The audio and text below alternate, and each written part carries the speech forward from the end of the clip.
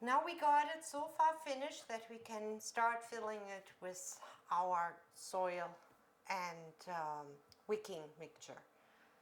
And we're gonna go and get everything what we need for that, and then I will show you what we use and show you how to do that. Next step would be to mix the soil, or better to say a mix of peat moss and perlite, which then will act as the wicking layer. What you also can do is you can do 2 parts of peat moss, 1 part of perlite, and 1 part of vermiculite. I don't have vermiculite, so I go 1 to 1. I already filled this, as you can see, and now all I do is just mix that up quite nicely, and as you can see, it is really a dusty thing. The perlite is really dusty. So just mix that. All those bigger chunks, I just rub them so they get smaller.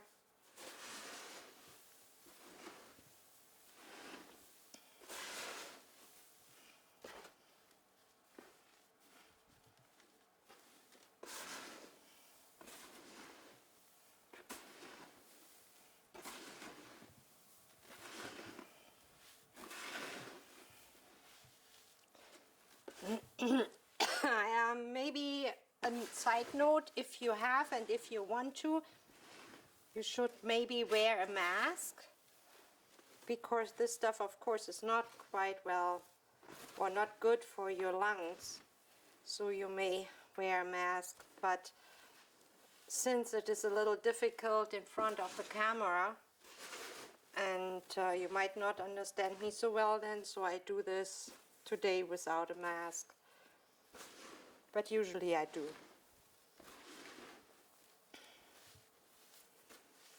So that looks already quite well. And if there are bigger chunks, we will find them when we push it between the pipes, so that's okay. Just mix it thoroughly. So maybe show you, this is what you are looking oh, sorry, what you've been looking for, how it should look like. So okay, now I dump this all into my big bin.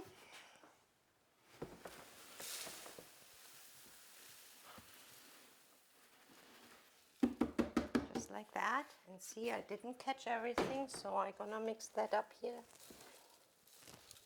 just a little bit more. And now I push it down here into the pipes carefully, just like that.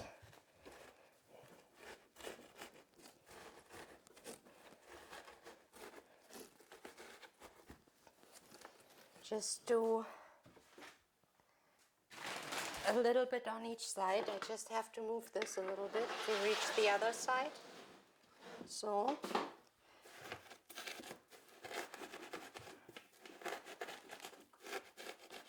just try get it down as much as possible.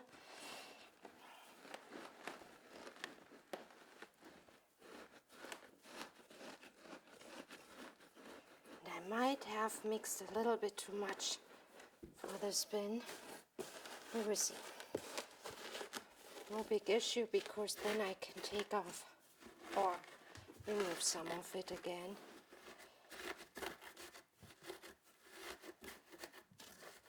Okay, I definitely mixed too much, so I take out some of it, because we really don't need that much.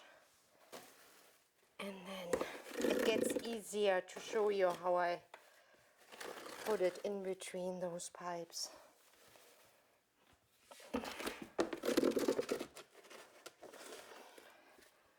So let's see. That already looks pretty filled up. really nicely. So now you probably ask, how much should I put in there? How do I know? So what you want is just half the pipes, the drain pipes, those ones here, just slightly covered.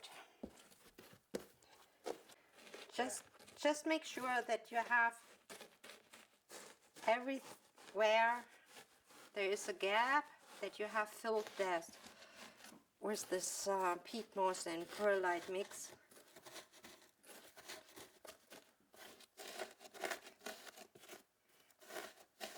Just like that.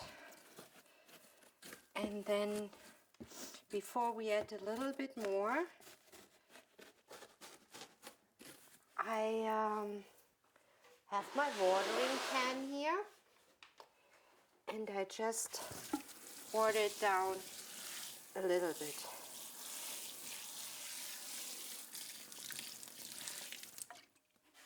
This way I know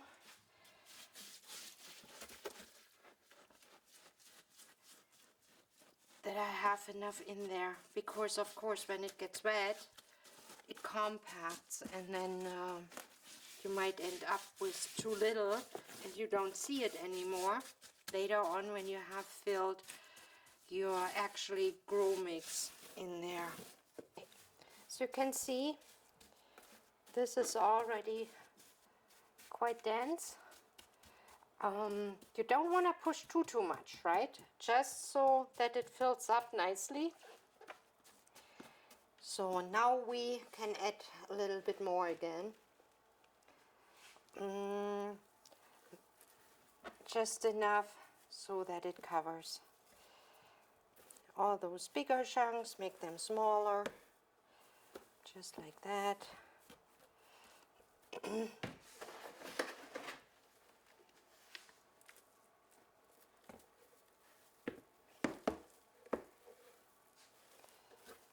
Just like that. See, where's my pipe? There's the pipe. There you can see maybe half an inch at the most. So if you don't have a watering can like I do, this is a very simple thing. I drilled some holes in the lid, and you can just use that as well. When I made my very first wicking bed, I filled everything dry, and the end result was that I already planted and had plants in there and everything, and then I had to take them all out again because my soil compacted so much that it was about a quarter of the size of the bin empty again. So that was not good. So then when I made the next one, I started watering down all the layers of soil, and that works actually quite nice. So, okay, this is good enough now, and I will be back in a few to show you the potting soil, what I mix and what I add to that one. So the soil mix, where our plants actually grow in, of course you have different options and you have to use what you like the most. You can mix your own from soil and peat moss. The only thing you wanna make sure is that you add enough perlite so your wicking effect will be there. Another thing is manure. Don't use a lot of manure, because manure likes to get really dense and then you don't have the wicking effect anymore. So make sure you have some medium with a high peat moss content, and if your peat moss is too acidic, you can add some lime to balance that part. Also, what I wanted to say is you will have to fertilize your wicking bed. Plants grow and they use up the nutrients, and of course you have to add some new. There are many options, and as well you have to go with what you like the most and what you trust the most. In the end of the video I will put some additional info, so if you like, have a look. Maybe some info you don't know or some useful info will be there. What I use for now, since our compost is frozen solid, so I can't use my own compost right now, and my vermicompost, my worms, aren't ready yet, so I have no worm castings as of right now. But what I have and what I love to use is the castings from mealworm. It is called frass, and actually it's just the poop from mealworms, just like in vermicomposting, the poop of the red wigglers. It has a lot of nutrients for your plants. It is harmless, it doesn't burn your plants or anything, and very natural. Depending on what you feed your mealworms, or if you even have mealworms for yourself, it is all organic and really nice. There are places online available of people who sell this. Maybe you want to look it up, and if I can find a place, I will put a link down in the description area. But before we add this is the soil I use. It has a high peat moss content. It's ready to use potting soil, and as you can see, it has already a lot of perlite in there. So for your info, this is how it should look like. So far I have really great success with how I do it. This is the amount I use now, and now I add just one of those little cups. They are 2-ounce cups, I think. Just 1.5 of those of the frass, the mealworm frass or mealworm castings. And another thing I really love to use is kelp. It's dried seaweed, and gives an abundance amount of nutrition to your plants. Harmless and very good fertilizer. So I do about 1 cup of those as well, of that. Another thing you wanna think about is using some extra fertilizer. I use the Miracle Grow Shake and Feed. For me it works quite well. I usually don't do a lot of this because I have my worm castings from the vermicompost, I have the frass from the mealworms, I have the kelp, so I don't need much of that. But when I do the indoor grow beds with the pre-mixed soil or potting soil, I like to use just a small amount of that, just in case, and of course to supply my plants with everything they need. So from this one I take about half of this little cups and just add it as well. And then, well, again, depending on your soil, what you are using, the lime. I don't need this for this one because it's already added to the potting soil, so I skip this one for today. So when I got everything added here, I just mix it up so it's everywhere in the mix.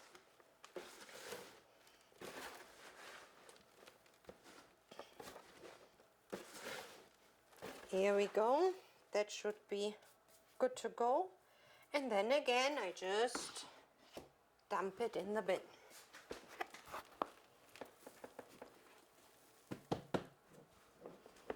Maybe not all at once. And I level it out, just like that. And then my watering can, just, oops, some of it, just getting it a little damp. That's good. And then I add the next bin, straighten that out, press it down somewhat.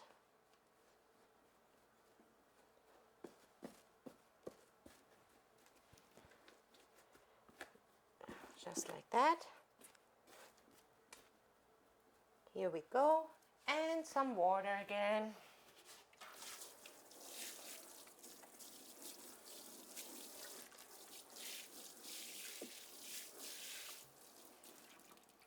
That's pretty much it. So now I gonna mix another bin and another bin. Sorry, I have something in my eye. Until I have it all filled up. I do a layer of soil, some water, layer of soil, some water, and then it's good to go.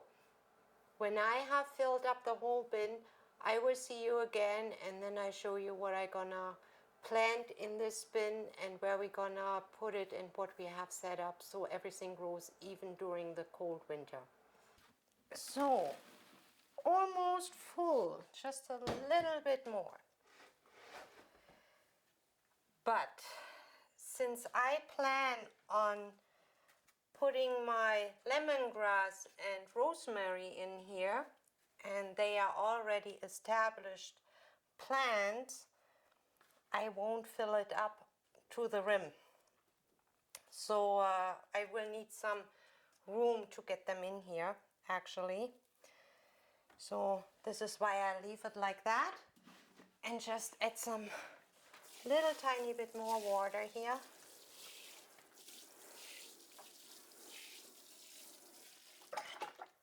And when I have my rosemary and lemongrass in here, and I see I need to fill up a little bit more, I always can do that without a problem.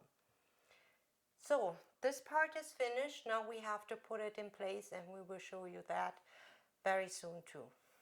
Here we are in our little greenhouse in the house. We dedicated one room, a small room, for our wicking beds, and the experiment what we started last fall in growing vegetables during the winter indoors, so we can supply us with some lettuce or carrots or whatever we try to plant, or if it is just the herbs for daily cooking use. So we are still in the experimenting phase, and the plan is to probably utilize the whole room for it. So far we are very excited about the outcome. We even have flowering vegetables in here, or actually just one in moment. It's a zucchini, which is blooming and which is starting to fruit, what I think is very exciting. The question is, how are they tasting when we harvest? We have to wait a few more weeks to see how they taste. But I'm very positive that they will be just good, or at least better than store-bought in the winter. So as you can see, they had been open yesterday, and yeah, they only bloom for 24 hours, then they close up. But here you can see a zucchini coming already, and there's another one coming already right here. So that is very promising. She has lots of flowers, and now I just kick one off. Here we go. So that's not too bad, that's not a problem. So she is doing pretty well. When we do the close-up, here are my tomatoes, trials. They look pretty nice, nice dark green colors of the leaves. Some oregano and some thyme. And then down here, which are not in the wicking bed yet, but they will go in there, my basil, some carrots, pak choi, lettuce, some more kohlrabi. This one I already showed you, the Swiss chard looks pretty good. So, and here in this one, the new one, I want to put in the lemongrass, rosemary, and some other herbs. So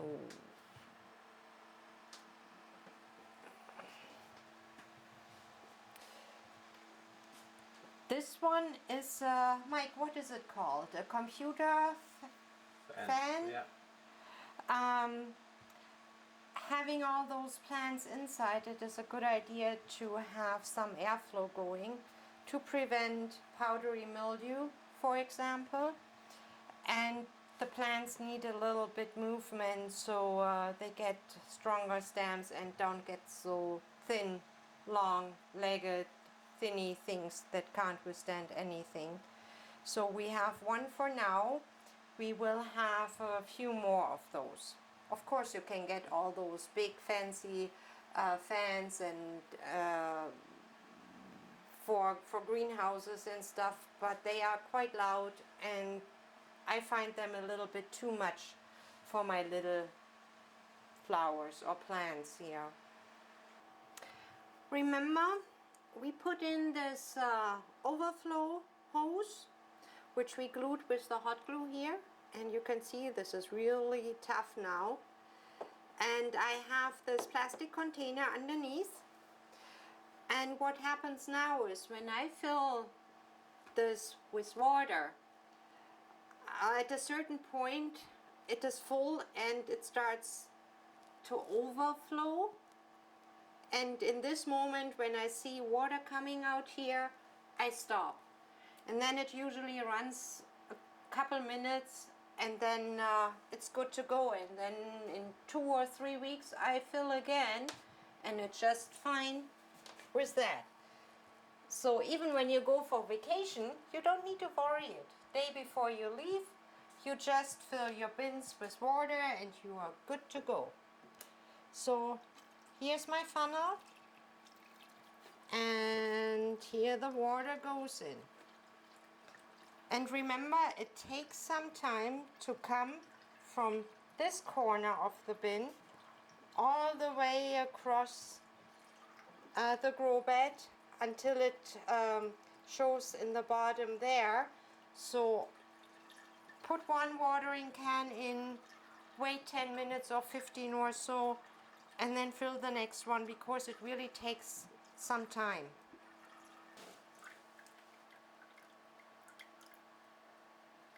Here you see the overflow and the little dripping coming out there. That shows my reservoir is filled. And this is what I look for when I fill up the water throughout the funnel. Remember, this is a new one, so you may have to check in a couple days if you have to refill water again. Maybe one more time after that, and every grow bed is a little bit different because it depends on how many plants you have in there. It depends on how much water those plants need. Some need more, some need less, or the environment, the heat. It all plays a role, just like in a regular garden as well. So check in the beginning a little bit more, and later on when you get a feel for your grow bed, you don't need to check as much anymore. Alright, grow bed number 3 that we just built, you saw us build, is in place. It's planted. We have some lemongrass and rosemary in there, and some, what else is that? What's in there? Oregano and thyme for now, because they will grow, of course, and get big, so I don't plant too much in there. Yeah, that's good. And the other ones? Well, we already went over that, what we have planted: lettuce and carrots and Swiss chard and kohlrabi, pak choi, zucchini. Some of them I planted to just see how it works and how it does indoors under artificial light, because usually those things are grown outside in the garden and not during the winter in a pot, right? So I am experimenting a little bit with the whole setup as well. And you are probably wondering why we actually do that and dedicate a whole room out of our house to something like that. The main reason is that we actually want to have some fresh produce during the winter months. We are a little bit tired of the quality of sorry, this is our little Pebbles. She wants to be here with us too. So anyway, we are a little bit tired of the quality of what you can get for expensive dollars in the store. And yeah, we want to get more and more self-sufficient, so we don't have to rely on stores and the availability of having some fresh food. And the prices are going up, as you can see in the, if you go in the supermarket where we are right now, prices are going through the roof, and it probably will increase throughout the year or the upcoming years. And the other thing is, if we can do it, so you can do it. Take the video as a tutorial how to, and build one yourself. You can have it indoors. You don't need all the fancy lights. Regular T5 garden lights will do just fine. You have to adjust a little bit and cope with it, but at the end of the day, you go in your room, next door, behind this door, yeah, and you cut off some lettuce for your sandwich, and you're good to go. You don't have to stop in the supermarket. Alright, so that's another benefit of it. Okay, I think we covered quite a bit, and I hope this video will be of any use for you. And like always, if you have questions, please don't hesitate to ask. Leave a comment in the comment section down there if you like this. Where the dog is there, under the dog. If you like our video, of course, give a thumbs up. And if you want to see more, and I can promise you there's a lot more to come very soon, hopefully, then subscribe. It's for free. It doesn't cost you a penny, and you will be notified about what we do or when we upload our next video. But to do that, you have to activate the bell thing, the bell thingy, button thing. Yes, That's they have right. to. Yeah. Okay. Okay, thanks for watching. It's well appreciated. I hope we see you soon. Have a wonderful day.